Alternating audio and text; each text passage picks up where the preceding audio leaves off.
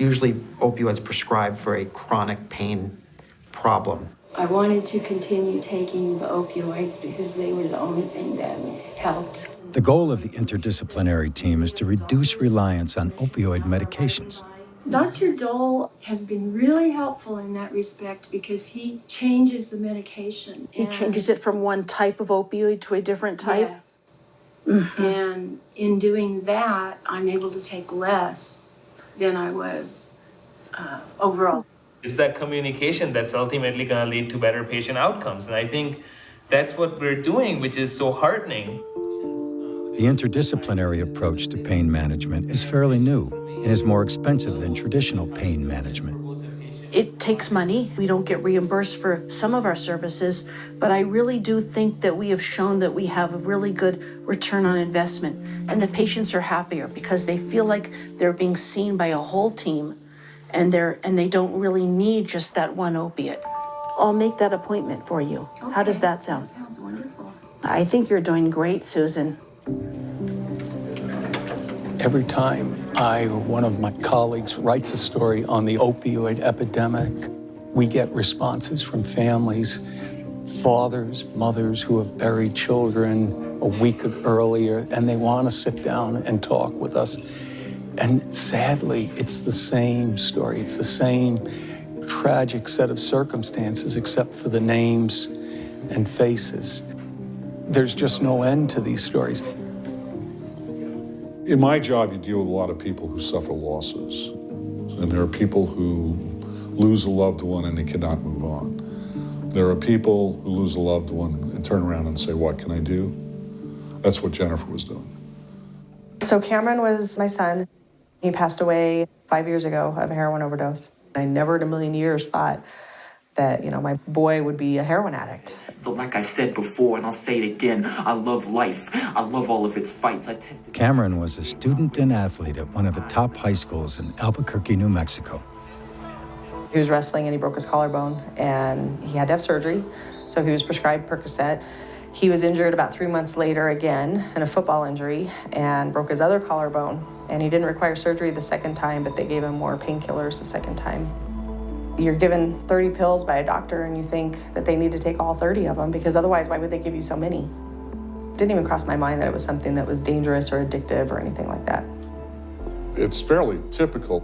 Kids would get injured, whether they were in wrestling, football, gymnastics. Suddenly they're on a road and it's a fast track and it doesn't take very long. Cameron's road to heroin addiction was paved with prescription painkillers. Eventually, he turned to cheaper and more readily available street drugs. Nearly half of people who use heroin were first addicted to prescription painkillers. That wasn't his, goal in life, to get addicted to opiates and then move on to heroin. I didn't even know that opioids and heroin were related. It's not that there are young people out there who are deciding one day that heroin sounds like a fun drug to try. Before they're using heroin, they're opioid addicted, and that addiction develops through prescription opioids. The pills are very expensive on the black market. They switch because it's much less expensive. We've seen overdose deaths in that group rise very rapidly because the heroin supply has become more dangerous. It has fentanyl in it now. The migration from prescription pain pills to heroin has changed the demographics of drug addiction in America. While heroin use has increased in most socioeconomic groups, some of the greatest increases are in demographic groups with historically low rates of heroin use. Every person I've ever talked to who ends up a heroin addict, they talk about how when they were doing pills, they would never do heroin. They would never put a needle in their arm. Crossing those thresholds into the next phase, it's literally 5 minutes. Because you go from, I've never hit a needle in my arm till a needle was in my arm. And now we're off and running. I was completely shocked. I quickly found out that, drugs don't discriminate. They're everywhere. For an addict like Cameron, what happens is that drug replaces everything. It replaces your love for your parents. It replaces your love for your friends, your other family members. You steal, lie, cheat. Do whatever you can to get the money to get your next fix. That sounds like a cliche, but it's a cliche because it's true. That's what happens. Since my son passed away, my life has completely changed. I felt like nothing was the same anymore, and nothing meant as much anymore. And so it was very difficult, and it's still very difficult. Even though it's been 5 years, it still feels like it was yesterday. As with many parents who lose a child to opioid addiction, Jennifer has devoted her life to helping others.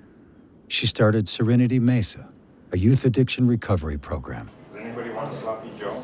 We do long-term treatment for young men aged 14 to 21, and we provide not only drug treatment and counseling, but life skills, high school education, and job placement, job readiness programs, things like that. And we're able to really dig deep into some of the trauma and some of the underlying issues that may have caused their substance abuse in the first place. Helping others deal with addiction has helped Jennifer face her own loss. It helps to help other people and to see, all the young men at Serenity Mesa and the progress that they make and how well they do. They're battling to save their life right now. They don't realize it because they're so young. And that was the issue, I think, with Cameron, is he was just so young. He didn't know he was dealing with a life or death situation. He just thought he could quit whenever he wanted to and everything would go back to normal. They say that you learn to live with grief. You don't get over it. It doesn't go away, but you learn to live with it. But, I still think about him all the time. It's been said to me that these people aren't bad people trying to be good. They're sick people trying to get better. With the opiate population, it's different in the fact that a lot of times they don't see this train coming down the tracks. It's an injury, it's a surgery, and oftentimes that's where it starts. Hey, Bill. How are you? Good. Nice to see you again. Yeah, so it's been, 2 weeks now? I was 15 years old and I had a tumor in my spine. Spent a week in the hospital. They sent me home with a bunch of medication. I ended up being addicted to opiates. I gave up. I didn't care what happened to me. It's a pretty horrible feeling when you don't really care if you live or die. Okay, so what's up for this week? What do you have planned? My son loves dinosaurs, so I think this weekend we're gonna go to a fossil museum. Should be fun. I'm excited. It's amazing what you think is normal turns out to be this terrible ordeal that I dealt with for the past 15, 16 years. It takes over your life.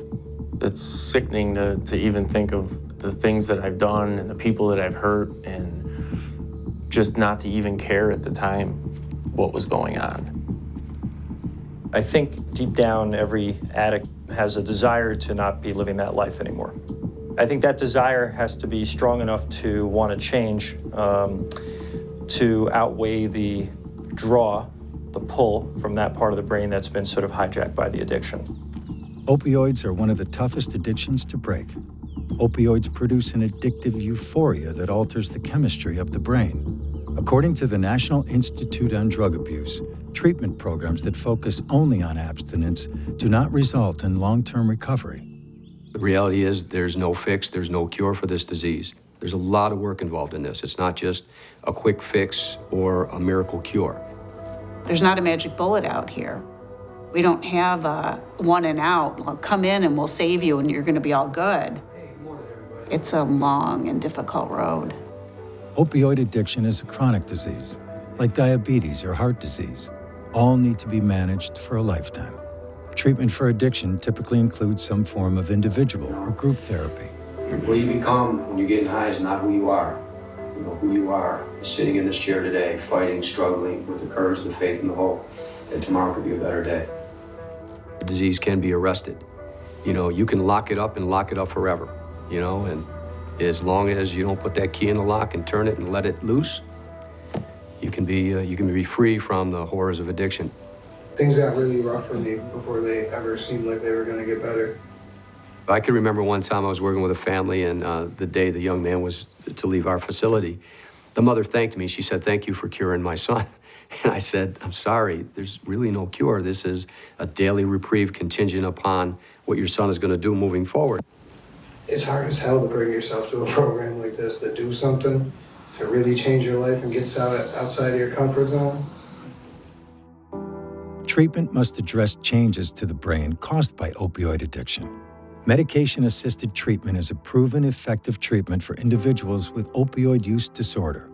Use of medications helps to wean the brain off opioids and improve outcomes for addicted patients. One of the most effective treatments is a medicine called Suboxone or buprenorphine. It will control people's cravings and it reduces the risk that they're going to die of an overdose. Opioid replacement with buprenorphine is one of those things that for many people is a game changer. While medication-assisted treatment improves the chances for recovery, there is a lingering issue of why treatment for opioid addiction often fails. Oftentimes, it's not just one treatment, it's multiple treatments. And that's where I think the frustration comes in, where people think that, recovery doesn't work. It's fruitless. It's just not going to happen. My loved one's been through this 3, 4, 5 times. Once somebody becomes addicted to opioids, it's a lifelong problem. They're not going to get better by checking into a rehab for 30 days or getting detoxed. The treatment is generally going to be very long. What we need to do is look at addiction as a continuum. Treatment doesn't end at 1 year, doesn't end at 2 years. I think what we're faced constantly is families, friends, employers that think that a stint in a rehab for a month means potential success. But for the most part, people will have lapses.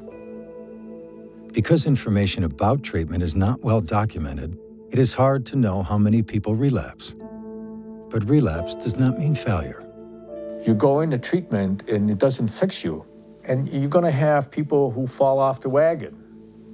And, but the thing is not to condemn the kid, is to say, okay, we need to start all over again.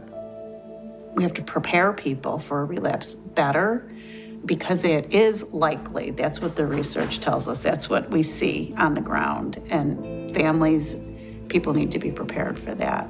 Addiction is looked at as you did it to yourself. It's your problem. Pick yourself up by your boots, pull your socks up, and go take care of yourself. It doesn't work like that. It doesn't work like that at all. Is everybody excited about getting going here today? Yeah, all right, let's do this. One of our most popular classes are cycling or spin, as people know it. Treatment goes beyond dealing with the power of the addiction to help patients reconnect to seemingly ordinary activities. Pick up your pace a little bit. It not only helps with your fitness, improve fitness, but it also improves your mood, which will then, they'll feel better about themselves, they'll have better confidence in themselves because they are very broken when they first come into us. It's not hopeless, but because it's not an easily resolved problem, they're scared out of their minds. It took me to get hope in myself that I could do this before I could even really make any actions toward recovery. You walk around here and you talk to the people that are here, and for this point in time, they have a chance. The challenge for many is finding access to treatment. The National Institute on Drug Abuse estimates fewer than 12% of Americans suffering from substance use disorders receive treatment. For many, the stigma associated with opioid and heroin addiction gets in the way of treatment. But when you talk about addiction, sometimes that triggers responses based on prejudice and ignorance. So there are some who might think that it's not a medical problem at all. It's just a moral character defect. It's a really important thing to work on yourself and have goals again. What I don't like about describing this as an abuse problem is I think it puts in people's mind the notion that what we're dealing with is a problem of people behaving badly, taking dangerous drugs because it feels good and they're accidentally killing themselves in the process. That isn't what's going on. Once you're addicted, you're not doing it because it's fun or you're choosing the lifestyle. You're doing it because you have to. Those are things that we can use for our recovery.